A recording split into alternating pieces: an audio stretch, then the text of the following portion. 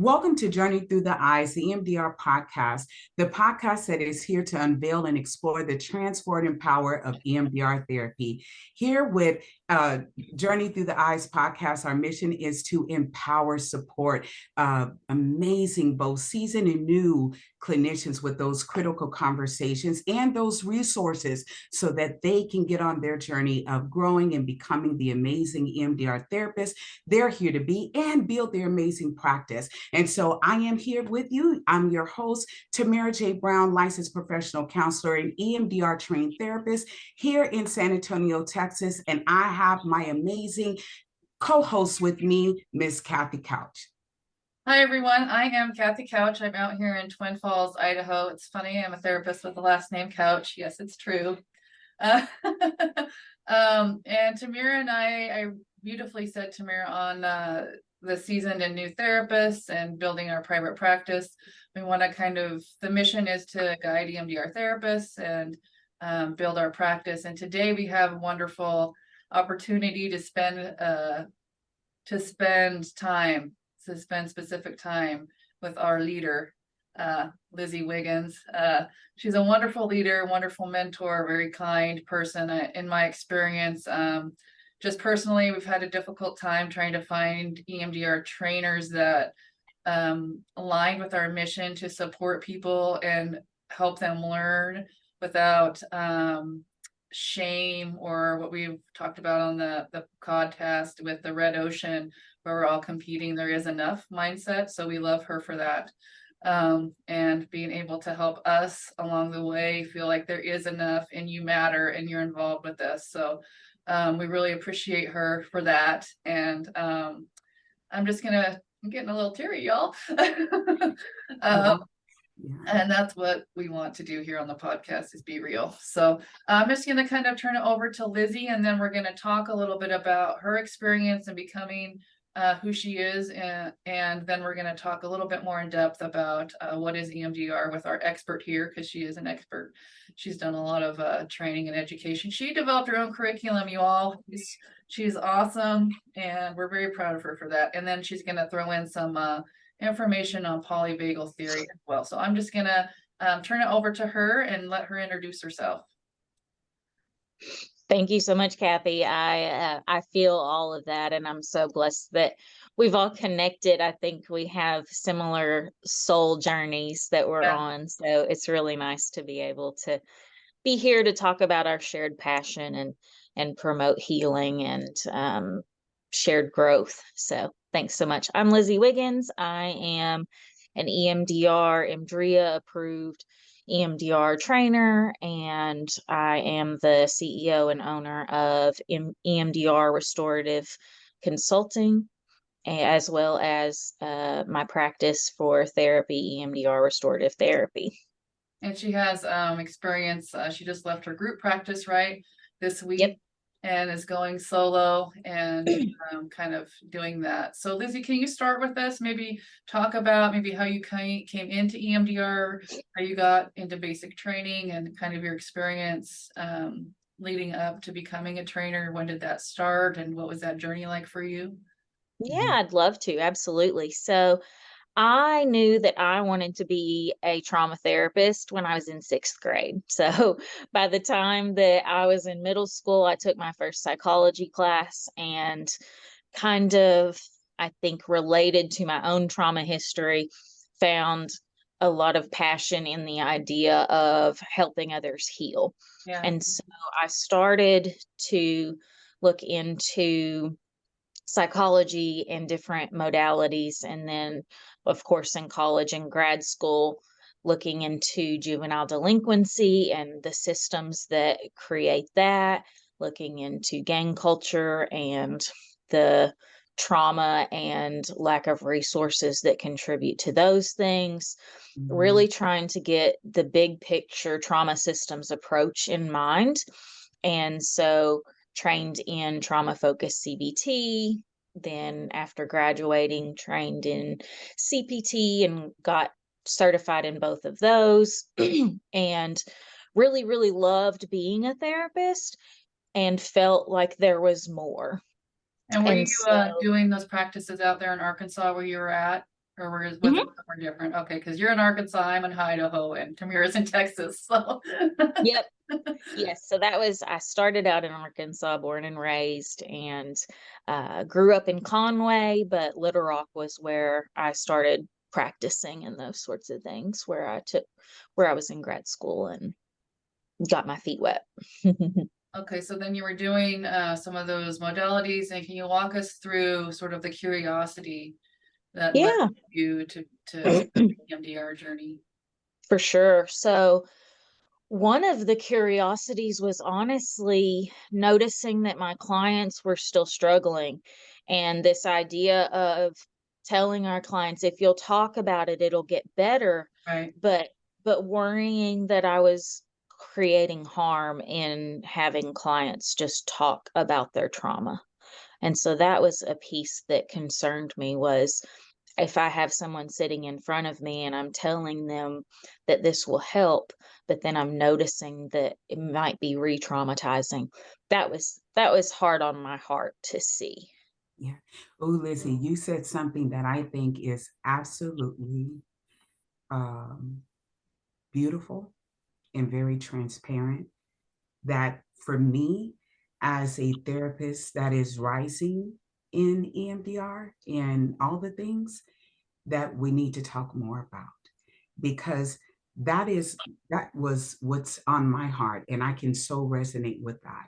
Is coming out of grad school and having all these things, and the true heart of a clinician, that is, and I don't know if this resonates with you, it's almost like for me, the work we do is not like just work, it's a calling.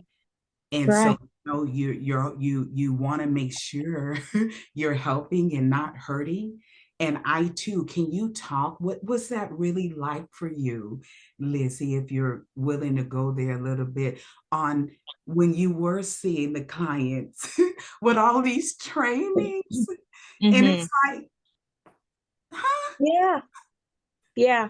So thank you for that. I hear what you're saying, and I resonate with what you say. And I think a lot of it was, and I'm thinking of a particular client that I just loved so much and still love. Um, she was an 11th grader who had been through complex trauma and was still exposed to trauma in her home environment.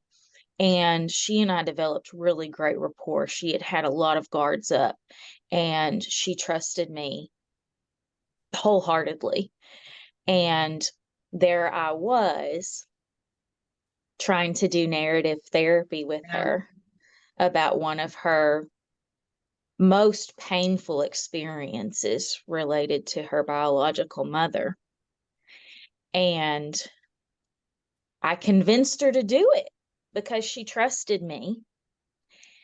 And I'm not sure that it was what she needed, I Mm, had the because I same thing watched her too. body, and Yeah, mhm, it I had a group, so there was an evidence-based intervention I used for parolees, and it was a trauma-focused intervention. And I always tell this story of like, we go in and we do the coping skills and the tools, and they're asked to, do those family sessions with the family member and talking to them about their history and amends, and then also do some narratives that they share in the group. And I just felt like after that, that's also my why, is because I felt like their brains were open when they yeah, were the session, and I didn't know how to close it. Tamera, do you? can I, if we can hold space, and I know that we've got people we've served from all walks of life, but right now in my heart, the clients that come up, and I say clients because I started this journey using the talk therapy models, right? And that are amazing and powerful in the substance abuse setting. Okay. So, Lizy, when you were speaking, the thing that came to my mind, because in that setting, even though we've made so many strides, it's such a brazen way to help those beautiful souls and people to heal. And I noticed, as someone like you, Lizy, and I celebrate and I appreciate and I sit with you, stand with you. as someone who's both been in the student trainer and the seat getting help to deal with my own stuff. And I'm sitting with these amazing human beings who are judged for their substance abuse addiction behavior. Right. For their trauma. And they're really trying, and then they're in this environment that demeans them. Yep. And I'm looking at this and I have no language. Mm-hmm. And then I feel like, and you know how, or I'm going to say what I did, and maybe you ladies can resonate. I processed that and took that as I wasn't doing my enough. And I wasn't good enough because of my stuff. Mm-hmm. I didn't know that there was so much, Lizy, as are catapulting us into this beautiful journey. I didn't know there was more. And like you, I had a feeling, but for me and where I come from, I didn't see it at all. Yeah. Yeah. How did you get, go ahead, Liz. I was someone who constantly strove, or I tried to be someone who is evidence-based. And so at the time, I was trained in the therapy of the time, right? The things that we were told would heal. And I did see some progress to some degree, but you're right. Like, unless we know that EMDR is out there, unless we know that there's a kinder, less potentially harming form, then we keep doing it in these old ways, and clients may get better to some degree, but not in the same comprehensive way that they can, and the safe way that they can with EMDR. Mm-hmm. So how did that moment lead you to explore that option? Mm-hmm. Well, essentially, because that part of me that wants to learn and wants to be competent is always striving to learn what the best way is. Right. I came across EMDR, and I'll be honest, it sounded strange to me, and I wasn't sure that it was evidence-based at the time, but I didn't want to potentially cheat clients and myself out of something that could be really amazing. And so I went into the training. Do what? How long ago was that for you? That was in 2016. 2016. So then you went to the training, you found an EMDR training, you kind of decided and had heard about EMDR and thought, oh, I want to go and learn about this other way. Is that sort of how that happened? Yeah. And I was lucky enough that I worked in a hospital setting or in an education setting. And so I was able to have that paid for. So that was a huge blessing, and had the time and capacity to devote to it. And so I did that basic training and went through the consultation calls and started to get my feet wet, I think, with EMDR at that point. So when I'm curious about this, Tamera, do you want to go? Do you have something? I want to just ask a really juicy question right there. What was that like for you, Lizy, going from being the talk therapist? That's what I was going to ask. Yeah. The EMDR therapist or trained therapist? Yeah. What was that like? Good question. So I will say that because I started out from a trauma lens perspective, that helped me a lot with the shift, because I was able to use some of what I had identified as talk therapy, in that strong connection with the client and validation with the client, and apply that to something different. Right. And so I think that piece helped quite a bit, but it was a transition, of course, to not always be the one talking. I have a question for you. I think when I went through my EMDR training, and the practicum component, that's what really sold me on EMDR, because I myself could feel the shift. And that's one of my talking points when I kind of share that with with patients. Did you have similar experiences in your own practicum or Tamera as well that kind of sold you on that? You know, Kathy, when we talk about, you know, in that regard for me and how I took the leap, you know, I mean, unfortunately for me, I wasn't necessarily a pleasant experience. It was really someone who said I couldn't, that it was out of my reach. And it was someone who had done the training and who knew how to do it and basically said, it's too much for you. And Mm, I'm so because sorry. yeah, and so I know that, and I'm hoping that you two beautiful ladies that will be able to, you know, have a beautiful conversation, because it happens, but to be able to sort folks like me who, again, because I am who I am, I didn't stop there, and I had to go do. So Lizy, I heard you too, the competence but also the curiosity. I needed to find out what was being said, like what Right. does that mean and what is that? Yeah. Okay. And then that is how I ended up, you know, on this amazing journey, and so grateful for the lesson and to be here. Right. Yeah. yeah. Yeah, I think that's important to know because later in my journey, I noticed blocks as well. And that's a lot of why I became a trainer, is to try to stop those blocks. But Kathy, to answer your original question, I was lucky enough to have a really great practicum partner. And yes, we were able to feel that change in our nervous systems. And I was able to do some work in that practicum. And that's what sold me, is if I can feel this difference in a weekend, Yeah. how could I not do that for my clients? And if you're listening and you're curious about doing EMDR, the reason I asked Lizy that is because you get an experiential component in this training. I heard the clinicians in our training that we just did, and some of them knew there was a practicum component, but you really work on yourself and your own stuff to be able to do what Lizy just said, to shift it, to have that lived experience, this adaptive information in your own brain, so that, you know, you can explain it to them. And I think sometimes I tell them my patients, it's a whole thing. You don't have to know all the parts, but just know that it works and give it a chance. And I love this, and I love this space. And I think that if it's okay for us to put this word on the table, because it's the one that keeps ringing when you talk about, right, that journey, both of being, you know, a therapist trying to discover Right. how to best serve your clients.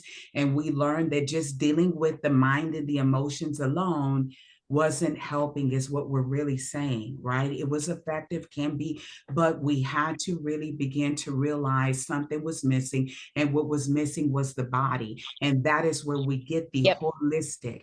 And that's the hope I have it for us as well, as we are having these conversations about EMDR, that we are grading in the holistic conversation, not just for potential clients that may come across this, but for the amazing new and even seasoned clinicians Yeah. who are afraid to say, I'm not, my car's already getting the results, but I'm gonna hold on to them because I gotta prove, okay, this gotta work. But really, it's okay, right? Those therapies do what they are designed to do, and you do get to find one. But the beautiful thing I have learned to embrace and still processing Yeah. is the holistic component that I know you're going to talk about. And how does that holistic component help us serve people who may be, you know, addiction or complex traumas, like you mentioned, a client you worked with? Can you talk to us a little bit about that? Yeah, absolutely. Well said. And I do think it's that felt sense, that body, that Yeah. those somatic symptoms that get encoded by trauma. And I think that that's the key, is knowing that yes, EMDR helps with reframing and helping the person to express emotion safely. And it does that in a way that soothes the nervous system and allows them to be safe, or safe enough to do this trauma work without becoming so out of their window, as we say, or becoming so intolerably dysregulated that they can't continue the work. And so one of my pet peeves is when I hear people talk about how rigid EMDR is. Oh yeah, for sure. Yeah. Right. Like, it's too structured for me. Well, then I would love to share my experience and the way that I train people in EMDR, because it's anything but. Yes, we have scripts that guide us through particular phases of healing, but those scripts facilitate connection. Right. Those scripts facilitate us being able to have the client be in their body and be okay, or okay enough. I have two And things. so, yeah. I have two things. We call that a semi-permeable parameter. I learned that way back when I went to school 20 years ago on my boundaries class, but you have a structure, but it's permeable. You can go in and out, and it's okay to deviate as long as you know what you're deviating from.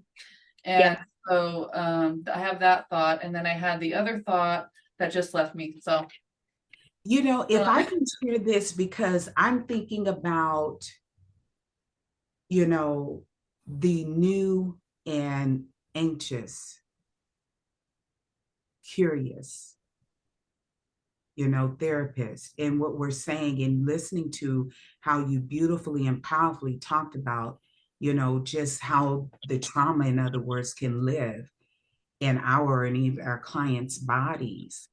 And it's interesting to me, right? You know how the more, I don't know what it's like for you ladies, but it's almost like the more I do EMDR, it's like almost you become one with it to be able to do that weaving in and out. But then that means that, again, you have to be willing to kind of do your own work with it, right? And become the practicer of what you're facilitating a bit. But the thing that caught my eye was the conversation that people often have about what's new. And we can often talk ourselves out because of old models of thought and programs, not realizing every single therapy we have has some form of structure, right? It is really just a lot of the times, in my personal experience, what I've been able to do that EMDR has helped me to do was develop a new language on how I see the structure. Because I think for many of us that are coming out of the master's programs, it is just really okay, so we want to do the pathway healing. We want to, and EMDR invites not only the clients we're serving, but it sends a big invitation for us as therapists as well to lean in.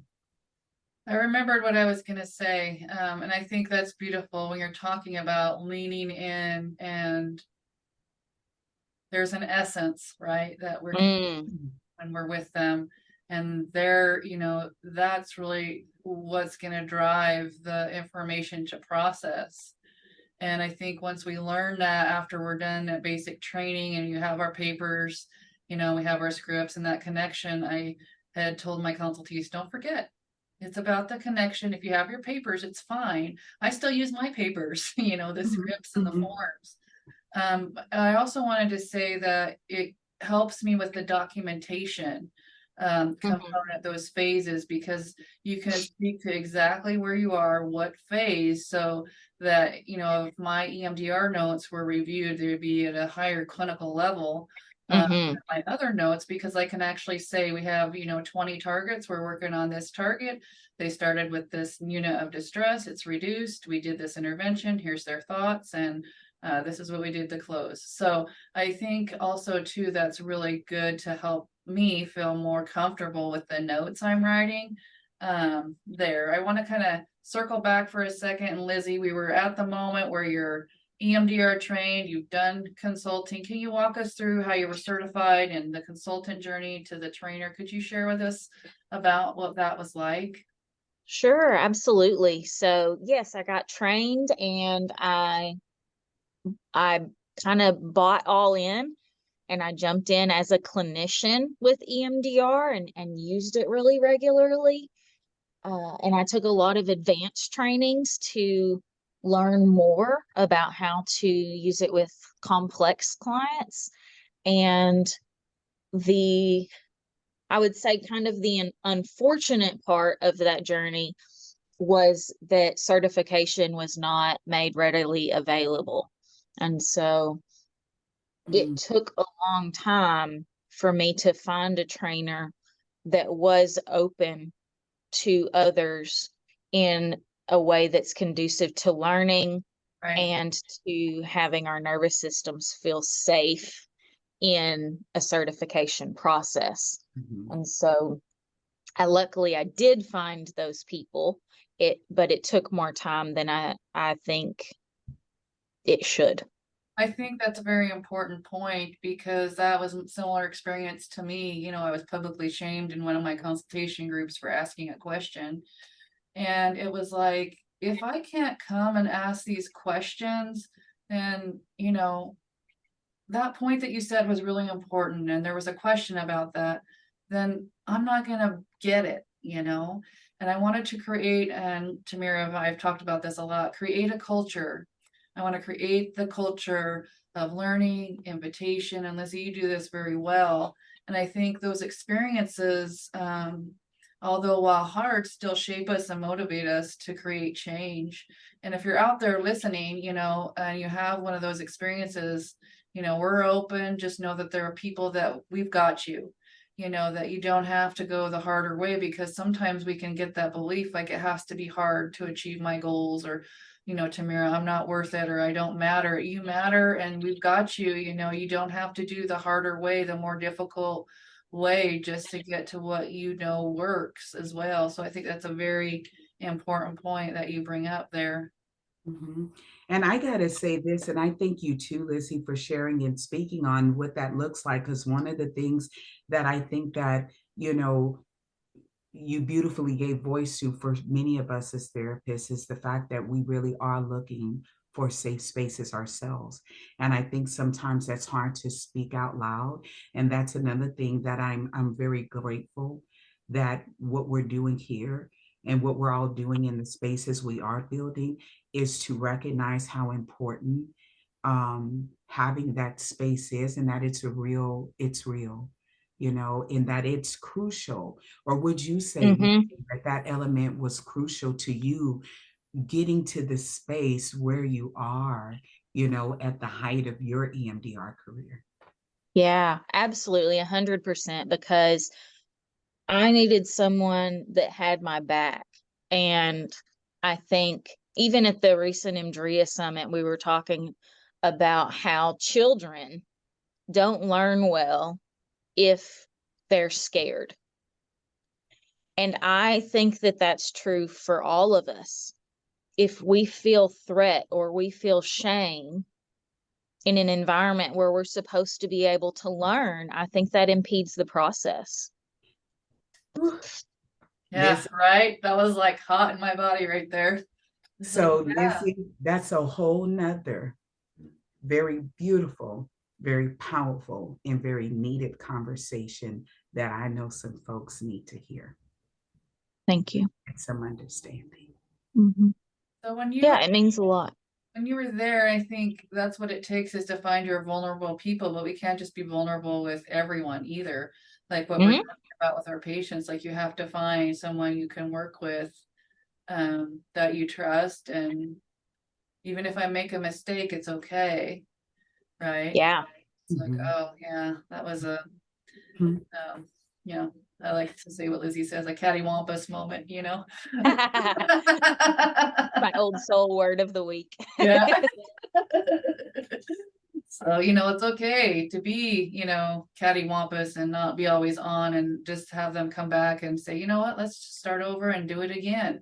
Kind of that component there too. And I think that that's another beautiful thing that EMDR and going through the training gets to offer us in relation to the body. And I want to ask you, Lizy, right, because I'm learning and I'm sure, right, I have a delicious word on that I got to ask about, and it's the polyvagal, right? Yeah. Earlier, I heard you mention, and you were talking about, the somatic experience, all that. And is all of that language the same when it comes to polyvagal, or can you talk a little bit about what you learned along your journey about that and its role in how we Right. are helping our clients?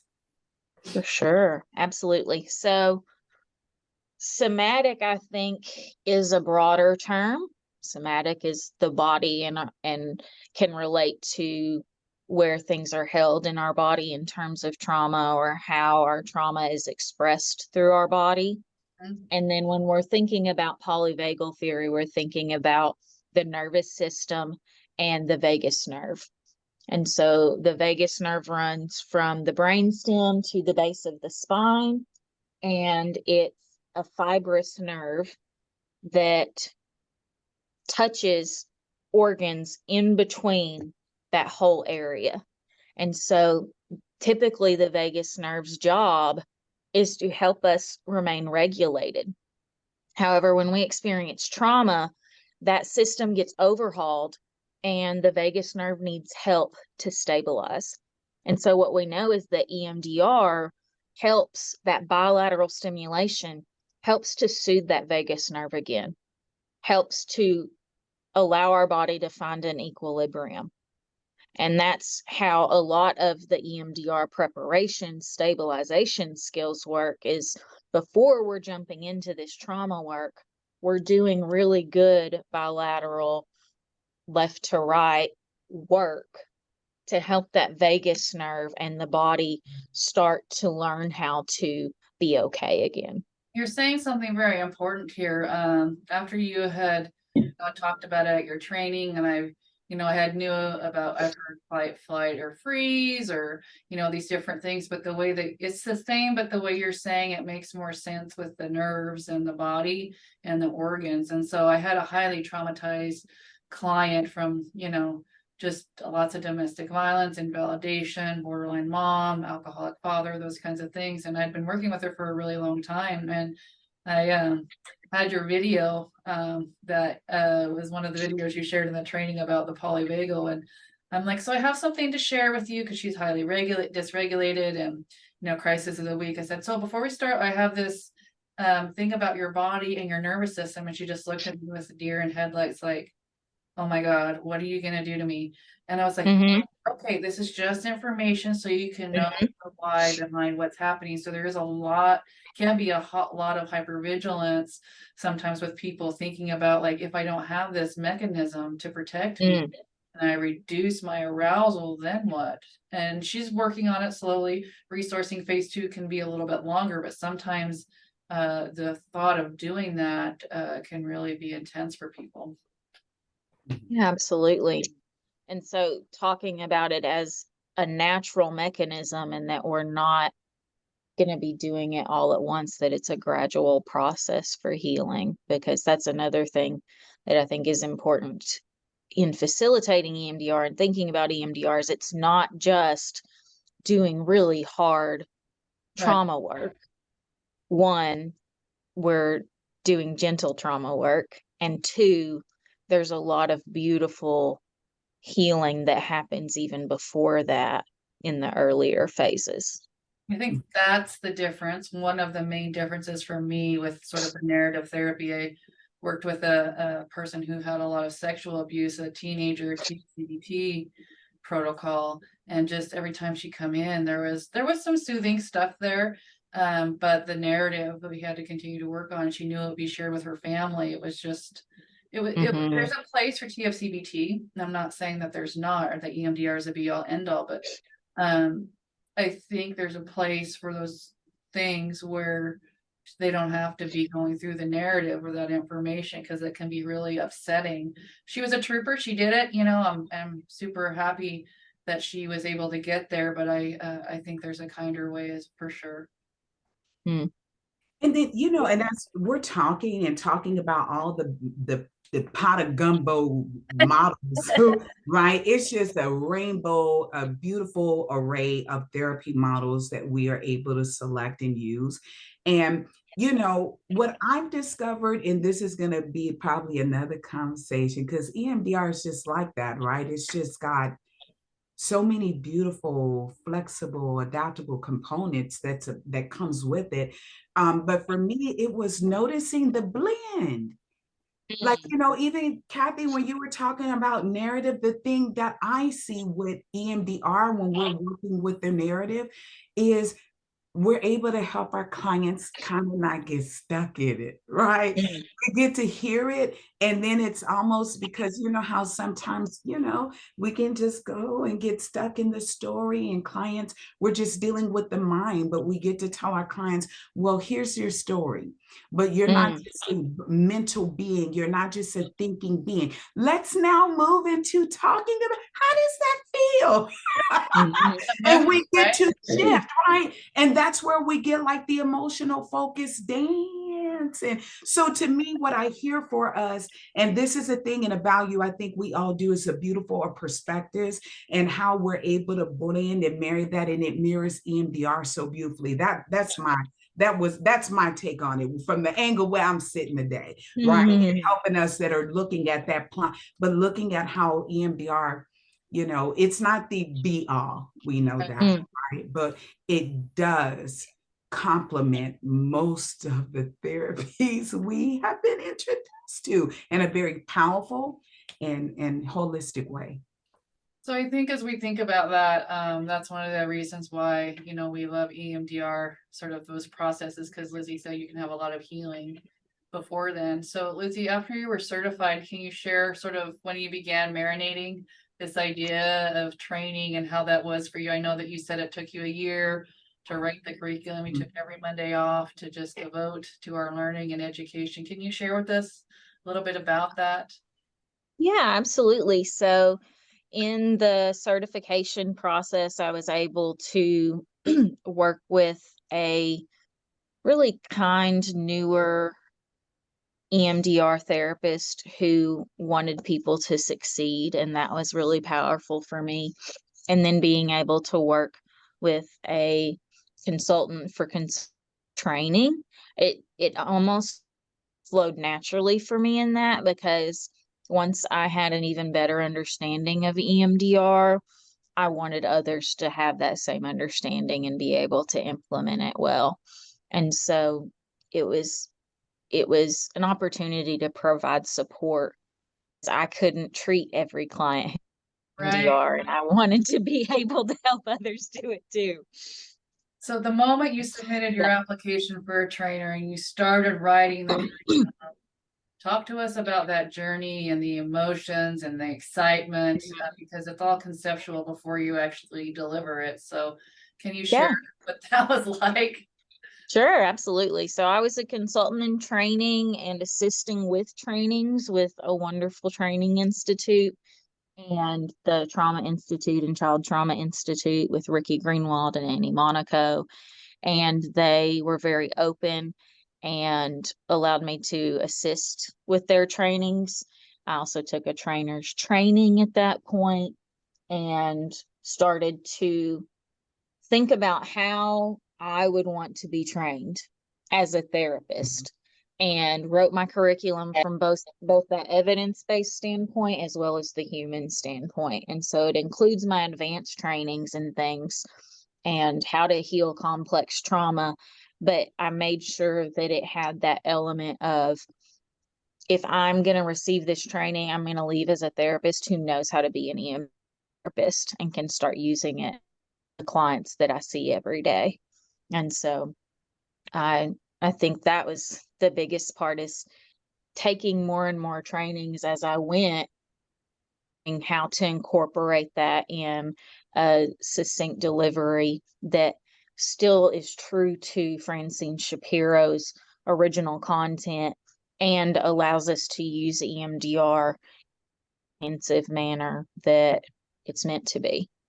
Yeah, and I think what you were saying, the word succinct, stuck out to me because I was trained and I got, every weekend I got books that were this thick. If you can't see my fingers, it's about a half inch to an inch thick. And just going through that process, it was just overwhelming. And when I assisted with your trainings, you help really take out some of the guessing of what interventions and what protocols and how to write your targets and how to go through the treatment that I just took back to my session, and it helped with those people with talk therapy types of people that would come in with a crisis. We're pause that. I've been seeing these for a long time. We're going to do the targets. And I did that yesterday with a client that I've been seeing, and we got like 25 targets. And I was like, I had no idea this was all in there. It gave me clarity to be able to help him understand how to get through the material in a very objective way. Yeah. Powerful. Thank you. Mhm. Well, and when you hear someone has 25 targets, right? And we have lots that have even more trauma related stress events or experiences of shame or anxiety or embarrassment or whatever it may be. That sounds really overwhelming, I think, and it is overwhelming for clients too. But with EMDR, you have that roadmap. With EMDR, we know that we don't have to target every single one, and then we don't have to talk about all the details of all of them, Right. that we can let our brain and our body go through this kind of treatment plan, right? That does have structure in that way, but in a very human way as well. And when I started asking him about his targets and his adverse life experiences, he had them all on his phone. He just read them to me. Boom, boom, boom, boom, boom. So he was ready, And so that was super cool to help him feel like he had a place he could come, but he didn't have to literally carry those around anymore. Beautiful. That is so amazing. I love that part, and if I can say this, we all have been on a journey going through the grad school, trying to find your lane. I know for me, my LPC supervisor, she was a holistic therapist and specifically serving women with trauma, and traveled, did all these things. She was doing lots of amazing things. And the one thing she would always share with me, she would say, I cannot tell you what your path is. You're going to have to discover it. So I always feel like I was talking to like a real deep shaman or something. Yeah, like Yoda. Like Yoda, yeah, like, okay, sensei, or okay, so here I am on this treasure hunt, and it took me from 2018 all the way to 3 years just to discover what she then also unveiled was my therapeutic identity. She said, you got to know who you're becoming. And so that was such a struggle, right? Because I came with my own story and my own stuff, and not realizing that really does also kind of show up in the work, the helping we do, in that it really is, unfortunately, we were told before, no, stop, don't show any emotion, but don't do anything. Okay. And then you get into a therapy, a holistic therapy, that introduces you to what I love that Dr. Shapiro says, the quotes on her conversations change quite a bit. But one thing she said was how beautiful, organic, and natural. And that's what I love as being a therapist in our day and time, and helping people to go back to the old path of slow down, be still. Yeah. Notice. I have And people that move here yeah. to Idaho from other states and places, and they're like, the first time I was here, I was behind a tractor, and I'm coming from California. And I'm like, yeah, the pace is really slow out here. Yeah. I wanted to just give Lizy a chance to add any closing comments. We're about ready to close, or Tamera, any additional nuggets that you're curious about. Do you have anything for the new therapist, EMDR therapist, or someone that's considering being trained? I know what I would say is, find your tribe, find your people, find the ones that see you. What would you all say? Yeah, I think it is about trusting your gut and your nervous system. And so if you feel drawn to a particular cohort of people, or if you have some type of intuition that's coming up about needing something different, or if you're feeling burnout and you're wanting something that will rejuvenate, to trust whatever your instincts are, to listen to whether it's about EMDR and seeking a training, or if it's with your client and not being sure if this is the right intervention, or whatever it is. If you can develop that trust in yourself and your body, I think that does so much for yourself and for your client. Yeah, that was well said. Yeah. Tamera? Beautiful. That, for me, it just is, take your time, listen to your body, and discover your path. What therapy model? And if your curiosity is leaning you towards EMDR, today you got a group of people, communities. Rewired 360, you can look up Liz, and there are people who are here to help and support, but give yourself permission to make the connection so you don't do it alone. And create a culture, looking for that culture that you want. As you may have had a negative experience, I say, look at the disconfirming experience. Find a trainer or person that disconfirms what you previously thought or experienced, and go with them.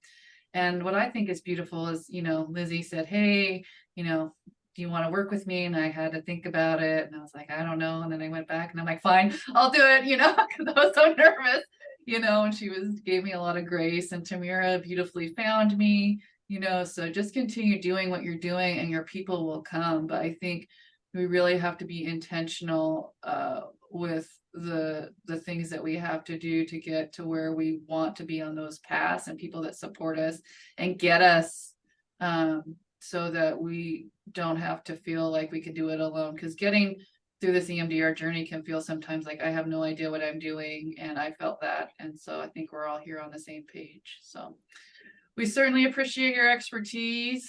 Lizy, you're so knowledgeable. I'm so proud of you for taking that plunge and offering these trainings. I think you said you've now trained over 60 EMDR clinicians, and you're spreading your light. You're going to Bali.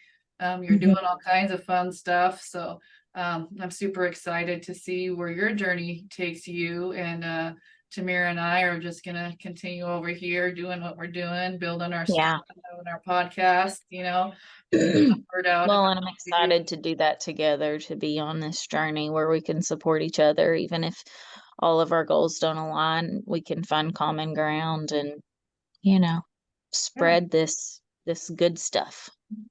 And that's what we're all about. I mean, no matter what our roles are, we can have a mission, a shared mission. And Tamera beautifully said it. We have seasoned and new therapists here to build your practices. And that's what we're all about. You might be in a different role. I had to do some self-searching about my role. What do I want to do? And it's a work in progress.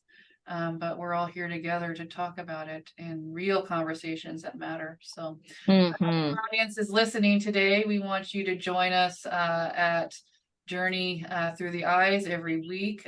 We're hoping it'll launch here soon, but we're getting things ready. So thank you, Lizy, for coming today. And Tamera, you can do what you do, girl. Well, we are so grateful. Thank you, Lizy. It was a pleasure in meeting you today. And thank you so much for sharing your time, your story, and your wisdom with us today. And so we're here to inform, inspire, and ignite the passion for EMDR therapists, both the new and the seasoned. So go on and subscribe to our podcast. Be a part. Here's your invitation. Come along with us on this amazing journey that we are truly dedicated to facilitating healing, growth, and transformation among us all. So we'll see you next time. Thank you, everyone. We'll see you. Bye-bye.